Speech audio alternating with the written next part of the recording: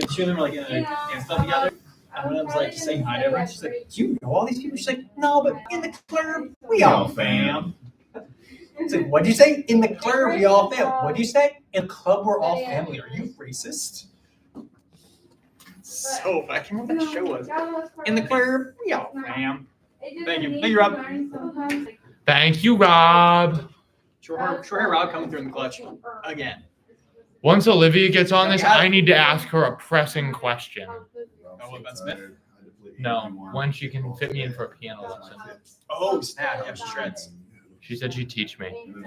And then Rob said, it's impossible. And she said, don't worry. I taught a 6-year-old with ADHD. And Rob said, he's more like a 5-year-old with ADHD. Oh, man. I don't know if I can learn piano at this point. You want to try it together? It's too, I can't think in two clefs at the same time. What? I learned everything. I learned trumpet first, so I learned everything. I just don't want to show up like voice. I know, right? I just gotta keep. You mean deaf? What? No, I just don't want to show them up. Oh, that's why I don't want to start. Honestly, huge. Are you still in that phase of your life where you're like, I might be a prodigy at something? No, so I just tried chess. Like maybe every once in a while, I just go, it'd be awesome if I was just naturally amazing at this. Anything. I was like, what if I go to do this and then a Dodgers scout is there watching how fast I throw this ball? Yeah. You know, it's never real. No one just wakes up and they're just really good. No, that's I know, but I keep hoping it's a possibility. I keep hoping I'm like, what if I'm just amazing at this? No one's ever truly incredible at anything to start. Well, I don't know. Unless it's a really dumb thing. Like Rob is phenomenal. I feel like there is a reason. Nope. Just being messy. Rob certified phenom. Oh, true. So they saw how good he was. He had a natural talent. Wait, Captain America was naturally his first day touching awesome. the ball, he wasn't just destroying. That's literally the whole thing. Captain America. But he had a natural aptitude, yeah. I didn't say strong. Yeah, I think Awesome. people guessed at how tall he was supposed to be if he d'dn't take all that HGH, and he's 4'11". Nate's naturally a Red Sox employee. He crushed it being a Akron Astros. Who is it? Why do you think I'm right? Oh, New England Knockouts. Why do you think I'm right in the Red Sox? Why do you do so? Because I have faith in you. Is that bad? What front office would you want to work for if you could? Any sport? Or you can be a GM for a college team. But it can't be Oregon. College. I mean, Oregon football is we want a GM, or you're the general manager of the Knicks. I wouldn't want to do. Honestly, the way they're structured, I feel like baseball is the easiest. Absolutely, just throw money at anybody you want. There's no salary cap, but there's also no salary floor. Yes. So the Marlins this offseason didn't make a single acquisition. So they don't have it's crazy. And the owner of the Marlins is great for saving money. He doesn't care. He doesn't care if they win. Literally, but in the NFL, there's a salary floor and a hard cap. Yes. So you literally NFL be hard. can't go $1 over. NBA salary structure is insane. There's exceptions like the bird rights, mid-level exceptions. What a Supermax? I don't know what that is. NFL, I think would be the easiest because you can just make up money. The Saints were just in insane debt continue to be insane debt. They just signed guys for $40 million. Well, they have to cut a ton of people. Yeah. They still have to. I don't get how it works. I don't know why they're still doing. Well, the NFL is hard. NFL's you can't go $1. Yeah. So it's they're really hard. They've been under, but they've gotten to the right threshold. In the NBA, you can go over only specific instances of bird rights, which is when the Celtics wanted to sign Larry Bird, but they didn't have enough money. They just back when you could just make up rules and all the owners were like, oh yeah, that's good. They were like, let us go over the cap to sign him, and they're like, okay. So now it's the best player in the world. Now it's if you played for the same team for 3 years without going to a team, they can. Is it 3? 3 or 4. Wow, it's really light. And they can sign you. That's rookie deal and stuff, though. Yeah, they can sign you to being over the cap. So I'm pretty sure the Celtics did that. And if you sign your rookie extension with the team that drafted you, it goes up. Yeah. Plus incentives of all-star appearances or all NBA appearances. Yeah. Hi, Lucas. Dang, Lucas snuck in under the buzzer. I'm so excited for Lucas's good news corner. Oh yeah, we got to do Lucas's good news corner tonight. Lucas's good news corner. Lucas, telling the news, making a friend. Who do you think I ran into walking in? Duffy. Yeah, good dude. And we're getting lunch. Nice. Me and the Duffster. I'll sit right here. And then Just down for whatever. Sweet. Well, we're back again, folks. We did it again. The kid done did it again. Should we do Lucas's good news corner? We're doing Lucas's good news corner because I know If you firsthand. Don't feel any pressure. I know he has good news. I know he does. Right. Yeah. So me, Charlie, all of us kind of went out there and, just spread the message, and we got someone to have a really positive feedback from it. Sweet. Lucas's good news corner. Brandon was super interested and also gigantic. Cool. Great. You know there's going to be a size comparison every time. He's bigger than me It's Well, that is- and actually muscular. It's great. As enthralling as that all is, maybe we can just get started here. Well, I'm going to do a little recap, and then actually, Jack, do you mind praying for us? Not at all, dude. Things off. Okay. God, thank you for the warmer weather today. God, thank you that we're able to be here tonight. I pray you speak through Josh and just allow whatever he has to share with us, whatever he's prepared, just to allow us to absorb it and learn it, God, and just to use it to better honor you, better glorify you, God, better learn what it's like to be a kingdom citizen, God, and to share that with others, God. I thank you for this opportunity that we have just to be in a classroom, in a space to learn these things and take the time out of our days, out of whatever's stressing us out, God, to just focus up and and learn. And God, I pray all this in your son's name. Amen. Amen. Worthy prayer. The prayer to shake it off is a big one. Quick recap for us. This is stuff we're talking about. I don't know what happened to that guy. I know exactly what happened to that guy. My internet just went out. So I'm going to do the only thing I know how to do, which is reset my internet. Sorry, this is... There we go. Sweet. Sweet. This is where we're at. Last week we talked about what your heart is full of. This week we're talking about victims and victors, but a quick little recap of last time we were together. Not really the story so far. We've talked about the things that define God's reality. Jesus is doing the Sermon on the Mount, and it's not a set of rules. It's not a sort of a manifesto of like, here's what life to the full might actually look like for people to live their best lives in conjunction with each other. And he describes the sorts of people who fit in kingdom, the sorts of people who can bring kingdom and live well within it. Another way of thinking about that, it's a new way of being human. So humanity kind of falls into the same traps and pits, right? Sin, conflict, rinse, repeat. He says, actually, there's a new way to do all this stuff. It's a little bit less about you getting into the kingdom, not like, how do I get my ticket into heaven? It's a lot more about kingdom getting into you. Experiencing relationship with Jesus and having it transform the kind of person you are. And then you start transforming the world. He talks about how a revamped heart that sees this world and its people with God's eyes. You just look at people differently. And the result of this is new outcomes. New stuff starts to happen. Instead of hate leading to murder, hate leads to reconciliation. Instead of lust leading to adultery, lust turns itself into human dignity, honor, respect, love, compassion, hope. He says that there's a new way out. There's a new off-ramp on this highway. In the past, being dissatisfied with your partner just led to divorce. But in this new reality, being dissatisfied with your partner can instead turn into humility, apologies, reconciliation, submission, and then the two continuing to be one. It's pretty cool. And as we talked about kind of throughout chapter 5, tonight we're actually going to finish chapter 5 as we talk about victims and victors. I need you guys to calm down a little bit because I can't preach with this much energy in the room. It's freaky. It's messing with me a little bit. Quick content warning. We're going to talk about victimhood and victims tonight. Being a victim is a real thing, though. The really terrible things happen in this world. And so we're going to play fast and loose with this term victim. But to be a victim is a real burden. And so I don't want to minimize what it means in your life for people you know's lives, what it means to have been a victim of violence, sexual violence.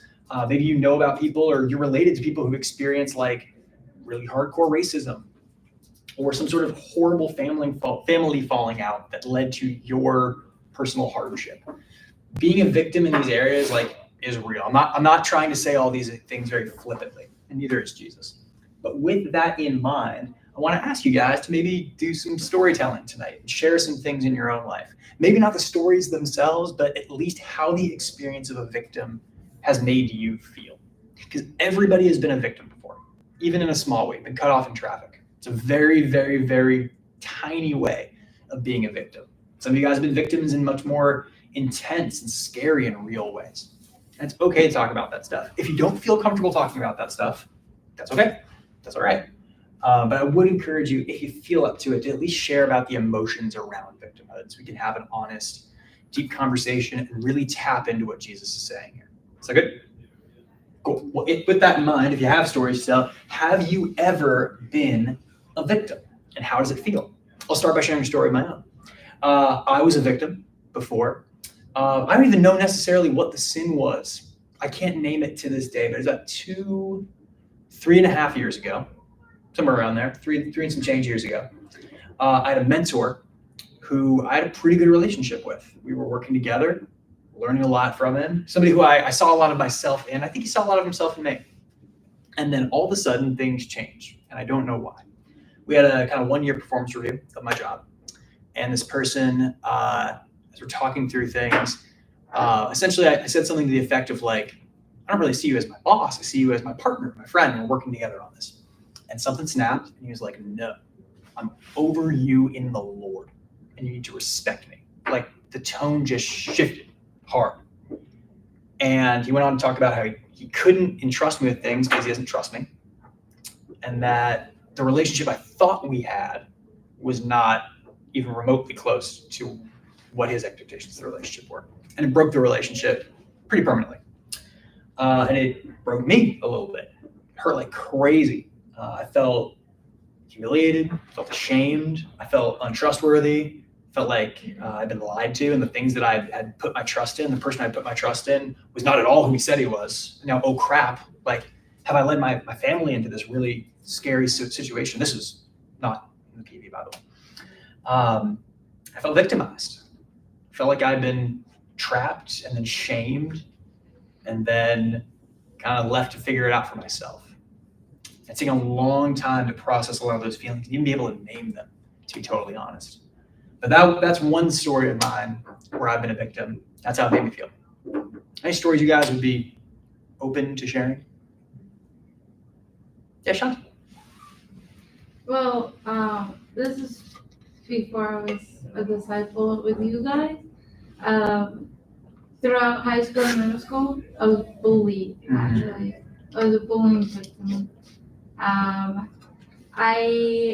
used to be, it happened twice actually in not too long, but in middle school, I thought I was in a group of friends good, but after that, one day I woke up and then like, they also like put me in this group chat and they didn't know that they like the messages will pop out and they were just talking about me like, oh, like let's do this to Chantal or like, like some bad stuff about me.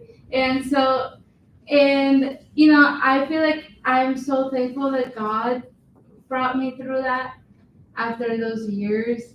But yeah, I feel like, it you know how people say, oh, bullying like helps you, like it didn't help me at all. No, after there's no place for it. After like, because now it has like affected me like getting through good friendships, after that. And so yeah, I would say I was a victim of bullying. Thank you for sharing all that. Victim of bullying, slander, gossip. It's awful to be the victim, especially against a group of people who seem to like all have it out for you. Thank you for sharing that. Any other experiences, thoughts? Yeah, Suji. I was bullied in kindergarten, which I like vividly remember, but at the time I feel like I didn't care that much. So I feel like that was fine. But I do remember, which I feel like speaks volumes about like what it had on me at the time. Just because I was younger than everyone else. Yeah. But I think when I was like really victimized was when I was in Germany and I was a victim of racism. And that was like very clear to me because I would just get like flipped off in the streets by people I didn't know. I would get laughed at in the streets. Of course, like on my class trips, I would get laughed at by other people who like were there, not by my classmates, but I was the only Asian person in my grade. Yeah. Which, like, I didn't care, but like when those things happened to me, it like made me realize that I was the only one like who looked different.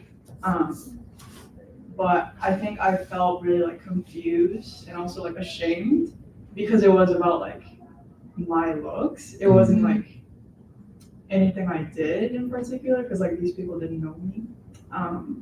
But I think until I got to like learn how to like label those things, because I didn't even know it was like racism, because like no one taught me that. Right. So I think it felt better after I learned like how to label like microaggressions, like because that was just like there all the time, and I didn't even know why I was feeling so confused. But Thank you for sharing that. Goodness. Especially powerful, the ones that like, how is this still sticking with me 15 years later? Like things that maybe felt very innocuous or not that heavy at the time, and for some reason, like, there's a power to it. It holds us a certain way. Goodness. Thank you for sharing that.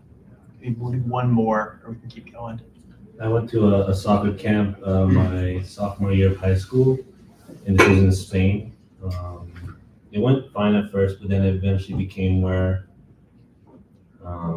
I would not get any sleep because of the amount of like harassment I got. Goodness. To the point where no one would step in, so I was actually sleeping outside because like the room we're in was like a communal room.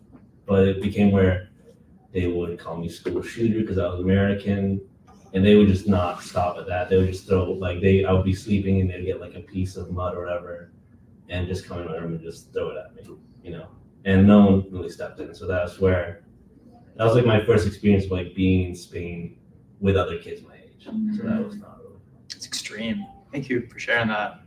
It's especially scary when you're victimized and no one's stepping in to make it right, to fix this thing, and you're like, oh my gosh, maybe I am the problem. Maybe this is okay, right? Becoming a victim, being victimized, as all of us have been victimized in random different ways, can be an experience that changes us, transforms us into a new kind of person.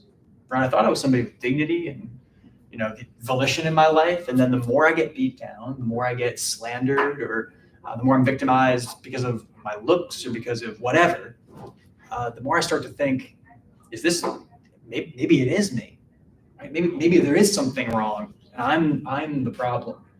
It's a devastating thing that we can do to one another. It's important to talk about the possibilities that come in the experience of being wronged. So just as a reminder of what Jesus is doing here throughout the Sermon on the Mount, he keeps on presenting real life scenarios. Real life scenarios like you're angry with your brother. Anybody ever been angry with their siblings? Yes, right? You're attracted to somebody or whatever happens. Common things. And he reveals the heart by raising the Old Testament standard to an impossible level, right? I know that murder is wrong. I've never even tried to murder somebody. But to not even hate somebody, that exposes something in my heart. It shows me just how hateful I really can be when I want to be. And then he offers a new alternative. He offers the opportunity for human flourishing that comes with a kingdom heart. If you do things in the way of Jesus, right? If you try something new, a new possibility emerges. Instead of hate, instead of violence, there's this new thing that can happen, reconciliation and peace. You transform, and the person who wronged you transforms as well. So that's kind of what we're going to do tonight. We're going to finish chapter 5 tonight. It only took us 6 weeks. It's crazy. We're flying. Honestly, I probably should be going a lot slower, but we got to do what we got to do. You know what I'm saying? So let's get into it. Matthew 5, verse 38. I got sushi waiting for me when I get home. I'm really excited about it, guys. I intentionally didn't have dinner because I was like, I'm making this work. So Jesus starts presenting situations that for you and I, we're going to be like, are you serious? This has never happened to me in my life. These are many of these situations are very common in Jesus' time, as I will explain as we get going. Can somebody read this section of scripture right here? I could read it. Thank you, Shanti. Just 1 second. I am there, but now the page. Okay, right here. Perfect. Thank you. Okay. It says again 35, 38? 38 through 42, Oh, please. 38. Okay. You have heard that it was said, eye for eye, tooth and tooth for a tooth. But I tell you, do not resist an evil person. If anyone slaps you on the right cheek, turn to them the other cheek also. If anyone wants to sue you and take your shirt, hand over your coat as well. If anyone forces you to go 1 mile, go with them 2 miles. Give to the one who asks you, and do not turn away from the one who wants to borrow from you. Thank you. Jesus is talking about the power of a response. The way you respond to being wrong has power. It can change the world. So, talking about new possibilities here. Just off the top of your guys' heads as you brainstorm here, what kind of new things can happen? What new possibilities emerge when we respond like this? What do you guys think? When you turn your cheek, when you go the extra mile. Like a disarming. Can you explain that? Absolutely. So like if you're getting slapped, right, and then like you're like, well, hit this one too. Like okay, if someone's like forced to like Roman stuff, if you get forced to go a mile, then you go another. Like it's almost like it's not a taunt. It's almost like this is fine. Like I'm happy to do this for you. Yeah. Like almost like they want you to be hurt, and you're like, no, here, do it. Here's another one. It's like, and they're gonna be like, I don't even have a good word for it because it's so weird, but like caught off guard and like in awe and probably ashamed at some level and like all this weird stuff. But it's kind of like a disarming of the power they thought they wielded to hurt you. Yeah, it disarms the power they thought they had. They thought they were holding something over you. Instead, you're like, no, it's fine. You got it, man. Yeah. Wait, it frustrates you Yeah. in a way, potentially. Yeah, what are the new possibilities, potential possibilities? Can you explain that? So somebody wrongs you. Yeah. And you respond in a healthy, spiritual, righteous way. What happens next, do you think? Well, Kylie! maybe what happens next? Like maybe, well, I feel like if you have patience, like they have patience, they can get to that. Like, sorry, I'm just. No, you're fine. Yeah. It's an opportunity to show patience. An opportunity to show character that maybe this person's never seen before. They never had an experience of somebody loving them despite the way that they're acting.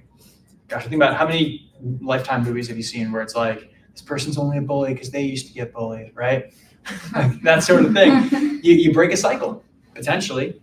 Cycle of violence or hate or anger, something that has been perpetuated in this person's life, and then suddenly it's not producing the exact same result that it always has.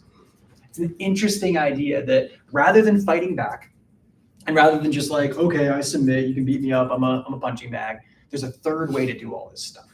So in this time, and it's something that we still ascribe to, we say it's an ancient thing, but it's definitely a real life thing today. It's like Hammurabi's code, like an eye for an eye and a tooth for a tooth. This was legal. This was legal tender in many societies in Jesus' day. The idea was rather than escalation, we're going to make everything even Steven, and then it's over. Because what would happen if you steal your neighbor's sheep? What are they going to steal from you? A sheep. No, they're not going to steal sheep. They're going to steal a cow now because they got to get back at you and make you feel. Oh, you're saying. And then you steal their kids, and then they steal your wife. Like, and so escalation is always what happens, right? If you call someone a name, even if it's joking, and then they're like, hey, I'm going to call you a name, it's always worse than the thing that you called them. Mm-hmm. Because we have a human inability to just be like, cool, perfectly even, we're fine. Great, even Steven, shake hands. No, we have a natural inclination to one-up each other and to escalate things. And so in ancient times, this was pretty smart to go, hey, I know this person poked your eye out and you want to cut their head off. But then their brother is going to like kill your whole family. It'll just go up and up and up and up. So instead, we're going to take out his eye and then it's over. That sounds really, really smart, but that's not human nature. We could try to put laws around it, human laws, but people are going to escalate no matter what. With a kingdom heart, something new happens. Have you ever been hurt by somebody, by what they said or what they did, and you can't even see them anymore? All you can see is the thing they did to you. Yes. What if you could see something different when you saw them? They hurt you, and that's real, and you have to acknowledge it, process it. There has to be forgiveness and reconciliation. There's work that needs to be done. But instead of seeing them as just the thing they did to me, I see them as like a person, a human being, someone who's capable of love, someone who's capable of transformation, someone who God cares about. Like, think about you don't have to answer who this is, but just think about a person who's wronged you. Somebody who you're still like, maybe you've forgiven them, but you're still kind of like, I don't trust them though. Or maybe you're just straight up mad at them. Whoever that person is, you go, yeah, but God cares about that person, despite all the things that they've done. Well, God cares about me despite all the things that I've done. Something different happens. It's really hard for me to escalate violence against somebody who I know God cares about. I can still rationalize my way there if I really try, but it's just tough. Like if there's somebody that I hate, and I find out that was Allie's best friend in high school, it's just, what? Oh, Allie really loves that person. It's just weird for me to hate them now. That's going to cause so much conflict with the person that I love, Allie, that I got to figure out my feelings towards this person. Because if Allie cares about that person and I don't, now Allie and I are going to be in conflict.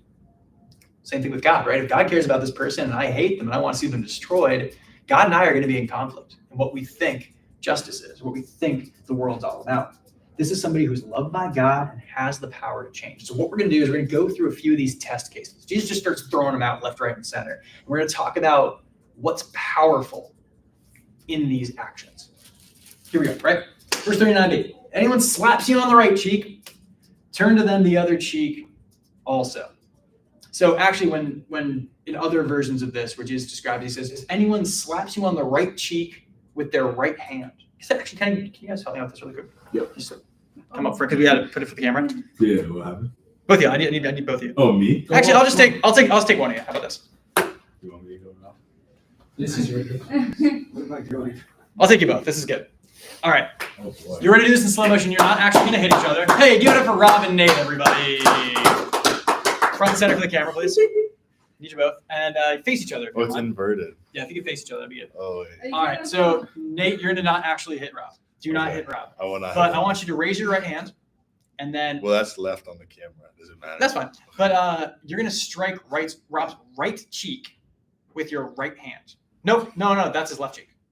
Oh, So you'd have to backhand him yeah. in order to strike him with your right hand. So, what kind of person do you backhand? What do you think about them if you backhand them?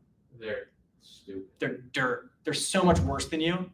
But so he says, turn your other cheek also. So I'm still going to strike. So you're still going to strike Rob, but now you struck him with you've already struck him with your right. Yeah. Okay. And now Rob, turn Choose the it. other cheek. And now you're going to strike him with your left. Oh, my left hand? No, you're going to strike him with your right Oh, hand. my right hand to his left cheek. Right to left. Okay. I didn't think this was going to be as complicated as it was. Well, it's me. Um, You gotta think of They it. lock into So it. consider the following. God, come on. That's not me. I need I'm just a lover, not a Be fighter. better for us. I'm a lover, not a That's fighter. huge. You know what I mean? Thank you guys. That's enough, please. That's more than enough. That's good. So the first time they strike you, you are less than them in their eyes. You're dirt, you're scum, you're trash. But if you offer the next cheek and they have to forehand you now, you're saying, strike me like an equal. Strike me like you would strike somebody who you felt like you were on par with. And in that exact moment, something powerful happens. You've transformed who you are in their eyes. If they're going to hit you again, they're going to hit you like an equal. They're not going to hit you like somebody that is less than them. And they're forced to make a decision. Am I going to treat this person like an equal, or am I going to stop being violent to them? You've now exposed their thinking and exposed a problem for them. Am I going to treat this person like an equal? I don't think they're my equal, but if I want to continue this cycle of violence, I now need to treat them like we're the same. That we share the same status. It's an amazing idea. What do you think happens in your enemy's mind in that moment where they're making that decision? What do you think they're thinking about or feeling? I'd say some level of like confusion and like some contemplation of like, am I gonna do it again? Am I gonna do it this way? Yeah. is this worth it? It's probably confusion, maybe some shame. Oh gosh, this is getting out of hand. I only wanted to hit him once, and now he wants another. I don't want to keep this going. Maybe there's a moment where they go, why am I doing this at all? Why did I even give him the first hit? Right? All of a sudden, this person's confidence, the confidence they had in violence has been erased. They don't have it anymore, right? And they're forced to treat you like an equal. It's a nonviolent resistance. It's not retaliation, and it's not submission. It's the third thing. No, verse 40. If anyone wants to sue you and take your shirt, hand over your coat as well. Someone's angry enough at you to literally sue the shirt off your back. Hopefully none of us ever end up in that situation. And in that moment, you say, okay, you can have my shirt. You can't take my coat, my pants, my shoes. And you're standing there in your underwear in the cold. What do you think your enemy is thinking in that moment? When you've gone over the top in your giving of your stuff? Weird. This is weird. This is embarrassing, right? What else? But like, I took his shirt. Like, I don't need this. Like, I don't want to taking even that. Like, it made me like kind of put it in perspective. Like, oh, I don't want to take that. Right? Oh man, this went too far. Right? There's something where when somebody wants to steal something from you and you just keep giving them more and more, they're like, oh, this isn't cool at all. There's something about this moment that like, I'm embarrassed by this. This isn't, I don't want to be this person. Most people are not trying to ruin you, completely ruin your life, but maybe they want to punch you in the ribs a little bit, give you a little bit of hurt. And so showing them the logical extreme of their anger or their suing or their violence, showing them as far as this thing can go, exposes them. Oh, well, I'm never going to sue somebody for their underwear. That's insane. But now you're trying to, oh gosh, please, I don't want to see that, right? It exposes something in their hearts. If anyone forces you to go 1 mile, go with them 2 miles. And Charlie, I think you had this, do you know the Roman law? Yeah, any Roman, I think like military person could force you to carry their helmet, I believe armor and sword up to 1 mile. And yeah, that's that. Shield, I think, but not sword. But it doesn't matter. Shield, It doesn't not matter. sword. But yeah, they'd force you to carry a heavy burden, like dozens of pounds. Like shields, big Roman shield, like 40 pounds or 50 pounds, right? And you had to carry an entire mile with them. And what's going on in that mile? What's the vibe? You're being demeaned. They might be like, hey, pick it up. Let's go. Come on. Like they're poking at you. They're making fun of you, right? Come on, calling them names. What else is going on in that vibe, right? Maybe your anger's just building. Freaking hate the Romans. The Romans killed my uncle. Now they're treating me like a pack mule. They're calling me a pack mule. Like your frustration, your anger is growing. And then all of a sudden, they're like, all right, give it back. Because they can't make you go 2, right? They're not going to break the law. And you go, no, I'll keep going. How far are we going? What happens? What's the vibe like in that second mile, do you think? Roles reversed. There's a really, really good scene in The Chosen where they choose to go the second mile. And they're like, give me the helmet. Sorry, just let me take that back. And they start taking back all their armor, shields, and helmets and all that stuff. And then suddenly they're walking side by side as equals. In the first iteration, the first mile, you are slave labor, essentially. And the second mile, of your own dignity and human volition, you have chosen to serve them. And in that moment, you're saying something. You're saying, I care about your well-being. I want to do this thing for you. I want you to have an easier road to walk. And they are forced to see you as something other than a donkey. It's crazy. Think about the shame, the embarrassment you'd feel of like, oh gosh, like I was just following the rules and following the law because everybody else was doing it. And now they're going over the top. This is too much. There's a good kind of shame. When someone is being shamed for injustice, corruption, cruelty, violence, that's good shame because it stops them from doing those terrible things and it helps them to see you differently as well. What happens during that second mile? The victim becomes the victor. The victim becomes something more than a donkey. They become somebody with dignity and pride. Maybe you start talking with your partner, your companion here. You start learning about who they are, where they come from. Do they have a family? Something you know their story and they know yours a little bit. Maybe you even become friends.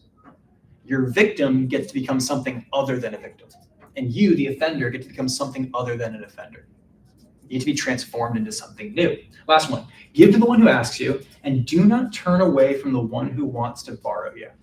Have you ever been in a situation where you just need someone to help you out with this, and you have to like fight for it? Please, you're begging, you're pleading, you're compromising, you're negotiating. What if instead of all that fight and bluster, they just did it for you? There's no fight. It's like, yeah, cool, I got you, no problem. There's no negotiation. You don't have to get on your knees and beg and be demeaned. What a tremendous gift is that? When somebody just takes care of you, helps, isn't difficult about it. And Jesus says that's the gift that you get to give to other people. Think about the people who are so anxious and tight because they have to fight for everything, right? Maybe they came up in a family where it's like you had to like fight to even get enough food each night. And so you're constantly at odds and fighting to keep your own stuff. And then someone just gives you a gift. What a powerful feeling that is. In summary here, resistance doesn't require violence. Resistance and violence are not the same thing. But it does require radical trust in God, because what happens in those moments, you become vulnerable.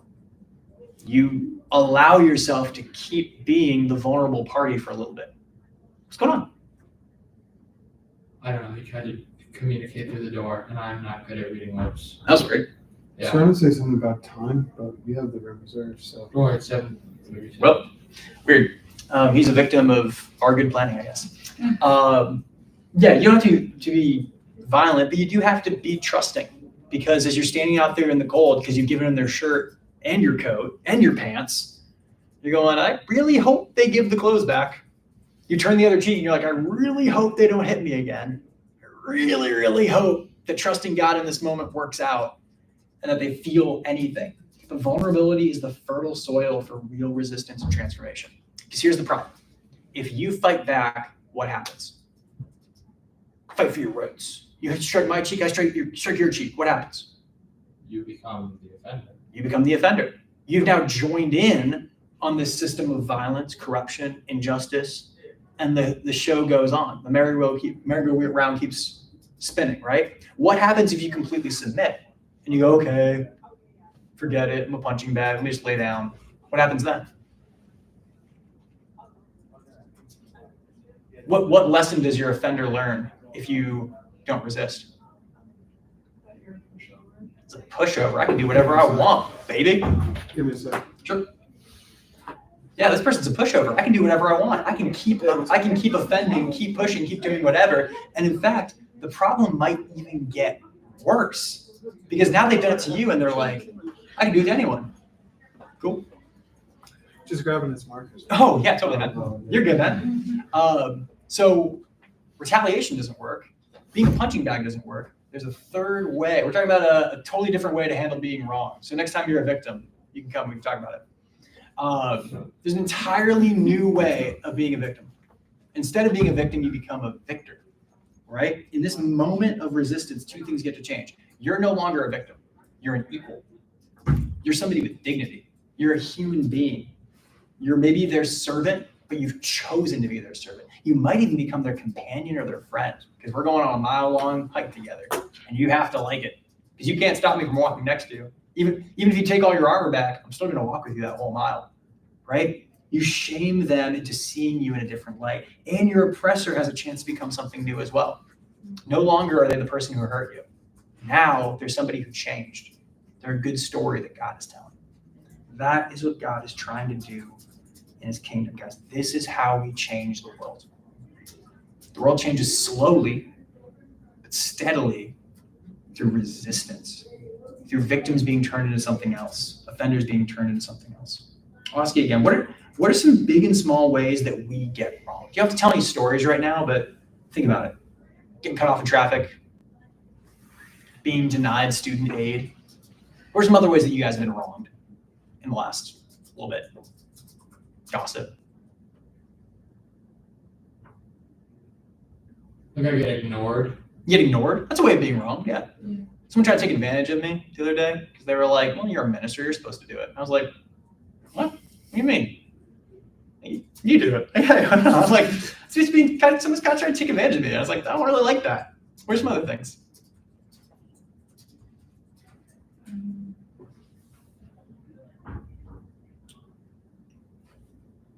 I refuse to believe you're living frictionless lives. I feel like I'm in trouble. It's my fault a lot, though. Sometimes it's your fault. That's fair. But are there ways that you're just like, man, this isn't fair? Come on. It could be small. It could be big. Oh, I got stuck working every Saturday in March. You get stuck working every Saturday against your will. It was low-key unintentional, but still wrong.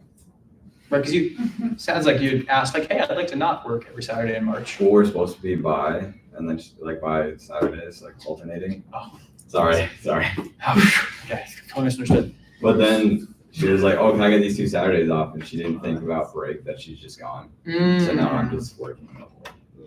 So you got wronged. You're like, man, I wanted some freedom in my life. Now I'm stuck working these shifts I didn't want to work. That's fair. What else? It's good. It's important to think about these things because these are moments where God's kingdom gets to show up. What are some other ways that you've been wronged? Like slander behind my back. Slander behind your back, absolutely.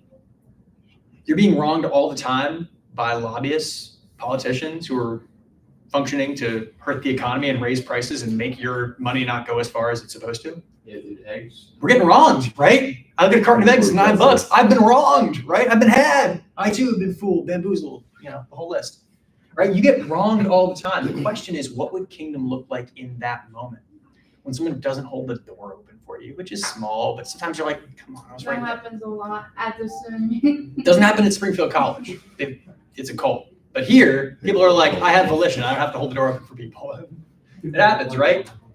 When someone cuts in line in front of you at Woo, when little things or big things, right? Someone doesn't hold an elevator for you, and you're like, man, seriously? Like little things and big things, right? When someone microaggresses, if that's the term, right?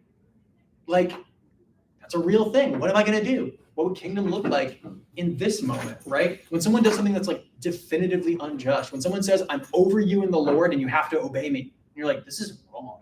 When someone talks down to you. When someone talks down to you. I know this is kind of like bad, but We're here to be bad. Remember the story that I told you about the middle school? Sure. So like that same like story. You know how you said it's unjust and stuff, like they just do it to like take advantage of me. Like, Right. But in that fire drill, there was a fire drill in the school, and we were walking. Everyone was walking, and one. I know this sounds really like bad, but one guy told my classmate to like punch him in the chest. Awful. Yeah. Awful. So what do you do in that moment? How does kingdom show up in the moment? That is what Jesus is trying to answer. Yeah. They did hit me. It's messed up. But I tried to defend myself, but then I don't know. The moment passes, right? We want to defend ourselves or we want to escape. It's a big one nowadays. But kingdom can show up in these moments. This is how we change the world. When we fight back or we give in, the system goes on as usual. Things just continue to get worse. But when we practice this third way, we have a new heart and a new hope, new possibilities emerge. People get the chance, they don't have to, be the chance to be transformed. Here's the key. Do not do these things because Jesus told you to do them. Mm-hmm. Have a different motivation. If you go, I'll go the second mile, I'll be nice to my coworker who's a jerk, I'll take the extra shift, I'll smile at the person who flips me the bird, I'm just gonna do it because Jesus told me to do it. It's awful reasoning. Jesus doesn't come to you have to do it this way now or else you don't get into heaven. That's not what Jesus is doing here. Do it because Jesus gives you a choice. Do it because Jesus offers you the human dignity of choosing how to live your life and what kind of person you want to be and what kind of world you want to live. You get to choose. You can flip the bird right back. You can escalate. You can yell. You can shout. You're allowed to do all that stuff. I don't think you should. I don't think it makes the world a better place. But Jesus gives you the choice to do it. That's why you should do it. Not because he makes you. He doesn't make us do anything. He offers us a better way of being human. We are called to trust that patient, non-retaliatory goodness deflates evil, corruption, and injustice. There are really bad things happening in the world right now. Human rights are being taken away across the world and in our country. People are getting poorer. People are getting sicker. People are dying earlier. A lot of things in the world are getting worse because of human greed and selfishness, because of cruelty, because of like straight up evil. Like that's the only word for it is evil. People are being killed mercilessly because of evil. And it takes real courage to be the kind of people who go, I'm not going to fight for this, but I am going to stand up to it. I'm going to try this third thing. I'm going to trust God in that moment when I'm standing out in the cold and no one has stepped in to defend me yet. I get punched in the chest, when I'm called a name, when my rights are taken away, when I can't afford a home. When these things are happening to me in real time, I get a choice about who I want to be and the kind of world I want to create. You gotta understand, the vast majority of Christians throughout history did not live in democracies. They lived in tyrannies, in dictatorships, in cruel situations where they didn't have rights. We live in an incredibly privileged time. But even if we lose those things, we have a choice. And I'm not saying these things because I think, well, we're going to lose all of our rights, but the threat is more real than it's ever been, at least in our country. And so we have a choice to make. When I'm wronged, not if, when I'm wronged by the man or by a man or by whoever, what kind of world do I want to create? That's what we're doing. Last scripture here, and then we'll finish chapter 5. This one we'll go through faster, I promise. You've heard that it was said, you guys have heard this, right? Love your neighbor and hate your enemy. Nice. But I tell you, love your enemies and pray for those who persecute you, that you may be children of your Father in heaven.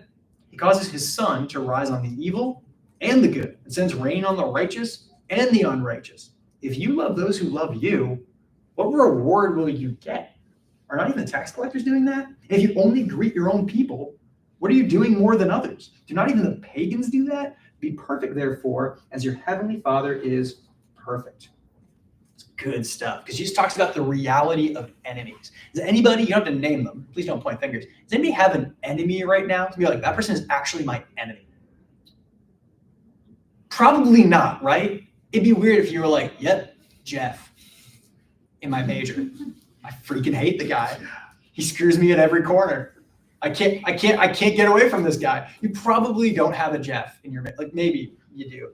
Most of us don't have an enemy, like a specific dude or a specific woman who's just like making your life into a living hell. But you do have enemies. You do have people who aren't interested in your good. You have people who are not treating you like a human being, whether you've met them or not. Enemies are a human reality. There are people who do not want what's best for you. Not a lot of them, thank God. But those people do exist, even if they've never met you. But loving only the people who love us, that's what the bad guys do. Has there ever been a movie where like the good guys are like, we stick to our own and we don't let any new people in, and it's just about us? No, that's always bad guys. In every movie you've ever seen, in every TV show you've ever seen, it's ever just like, what? Godfather. No, The Godfather, those are not good guys. They're the good guys. No, they're not. They're anti-heroes. In fact, I have it in my list. You know, the kind of people who only love people who look like them, talk like them, act like them, or in their family, it's the mafia, it's neo-Nazis, it's racists. You look like me, you're good. I'm making a judgment call on you because you don't look like me. Those are the kind of people who only love the people who are like them. Who else? Political groups, left and right. Well, you don't vote the way I vote. You don't agree with me on a topic, and so I hate you. You're my enemy, right? That's kind of how our country works right now. Everything's an issue, and you're on one side of the issue, things get worse, right? Here's one that I love. Tolerance groups have enemies. They only love the people that they love. Maybe you've seen this before of like, we love everybody and we accept everyone exactly as they are because they're a star child of the universal creator. But if you disagree with me, you're a Nazi and right? You've seen this online. I'm tolerant unless you disagree with me. Now you're my enemy. Whoa. Maybe you've seen this in religious groups. Maybe you've seen this in churches. You're one of us, and if you're not, you're going to hell, right? That's what we do. We polarize, we tribalize, and we say it's my group and then everybody else. But when you do that, what reward will you get? God doesn't operate that way. So for us to operate that way means that we think we know better than God. God allows sun and rain on the righteous and the unrighteous. Doesn't matter if you're a good guy or a bad guy, he treats everybody the same.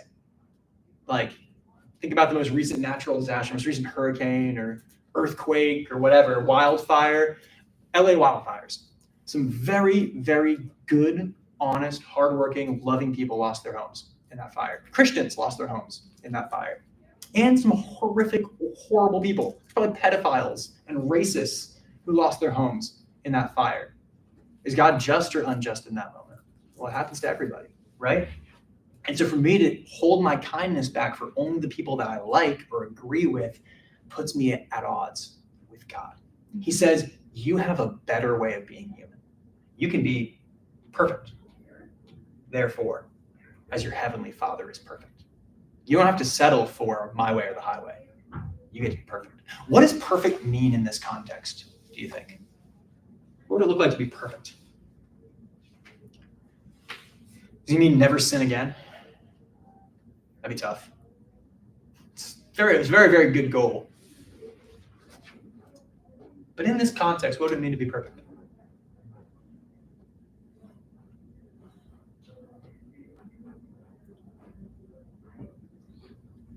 Natalia. Like, be righteous or be humble. Be righteous, be humble, even to people who do not deserve your righteousness or your humility right now. Absolutely. What else?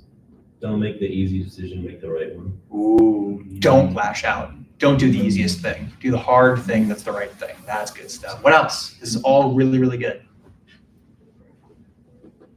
Not allowing others' actions to influence the love you show. Don't be reactive. Be responsive in love. Maybe one more. To not like, even you know how it says if you love those who love you, like I feel like instead of that, it's like to not just like ignore them, but just like actually still be like open. Yeah, to engage with somebody even as they offend you. It'd be easy to cancel somebody. Just go, I'm done with you. You're blocked. You're canceled. You're ignored. But to go, I'm going to find a way to love them in that moment and continue to include them, even though blank. To be perfect means to practice complete, total, unrestricted love. No matter what has been done to me, no matter what somebody says they want to do to me, I find a way to love them with boundaries, right? With respect, right? If somebody says, I'm going to murder you the next time I see you, love them from a distance. Love them with boundaries, right? Love them as they sit in prison and hopefully reform, right? Some boundaries need to happen for our own protection. I totally understand that. But it's the little things. It's the small transactions of violence or nonviolence, love or anger that create a world, right? One of my favorite writers talks about for a world to be a world, you have to let it be a world. It can't just be a place where God always gets his way. Otherwise, it's not really a world. It's a little diorama that God made. But he allows us free will. He allows us the choice to do things his way or our way and live with the consequences. That's loving. God loves us so much. He allows us to make our own choices despite the fact that we keep making the wrong choices. Isn't that crazy? If my son just continually falls down the stairs, I'm going to put a baby gate up so it doesn't happen anymore. I'm not going to let him make that choice anymore. That's a way of loving him. But God loves us enough to continue to let us make whatever choice we want and to learn. He loves us despite our flaws and our differences. This is the point. This is the heart of the kingdom. The real heart of the kingdom is love. And love is a verb. It does. Love isn't a noun. It's a thing. It's an action. It transforms us. And it transforms the person that you love, the thing that you love. Me being loved by Allie has changed me. It's made me into a better person. And it's changed her.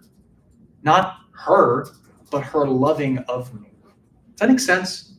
When you love somebody, you don't really change them. Your love for them changes them. You've exposed them to this incredibly godly thing called love. I don't really have the power to change anybody, despite what you may think. I'm good, but I'm not that good. But when I love somebody, when I show somebody who God is through honesty, humility, respect, dignity, service, honor, when I practice this art form called love, that person changes. When you love an abused dog, for instance, right? Ever seen a dog that's been abused? They're skittish, they don't like being around people, but just the simple act of showing up, being present, loving them, softens them. They learn how to trust people again. It's an incredible thing to watch. Same thing with people. People who have been abused, people who have been mistreated their entire lives. The simple act of being exposed to real godly love transforms them. Especially people who've been abused and have chosen to lash out and hurt others in response. When somebody becomes an oppressor because they've been a victim, flipping the script and helping them understand that they don't have to be a victim anymore also cancels out the oppressor thing. Now that you're no longer a victim, I'm not an oppressor either. This sort of love is really, really, really difficult to give to other people if you haven't experienced it. If you don't know how this love feels from Jesus, how are you going to pass it to somebody else? So we're called to spend a lot of time being loved by Jesus, right? It's like if I was like, hey, I need you guys to house sit, but you need to spend time in my hot tub every single day. It's actually a nice thing. It's work, but it's good work. You know what I'm saying? Hey, I have a lot of Ben & Jerry's in the freezer, and someone's got to eat it before I get back. Great, I'm in. What a wonderful job. We have a job to do called being loved by Jesus. It's hard work, but it's good work, guys. It's comforting, and it heals us, and it changes us, and it turns us from victims into victors, and from oppressors into loving people. You are not called to blind acceptance or a set of rules. When someone is doing harmful behavior to you consistently, you're not supposed to be like, well, gotta love them by letting them beat me up. No, that's not what we're talking about. We're talking about the challenging work of character growth via the hard work of love. We're talking about the hard work of choosing to love somebody with boundaries in order to see what God does in that moment. Think about creating a space for God to work. God's not going to work in a space where I retaliate and escalate. Maybe God's Spirit's going to move in a space where I stop the cycle and I create a space for God to step in. That's what we're talking about here. So I have a challenge for you. It's going to be tough. Oh, one more question. This is just one for you guys to think about. If you want to put it in the notes, think about it this week. What's the point of knowing what's good if you don't try being good?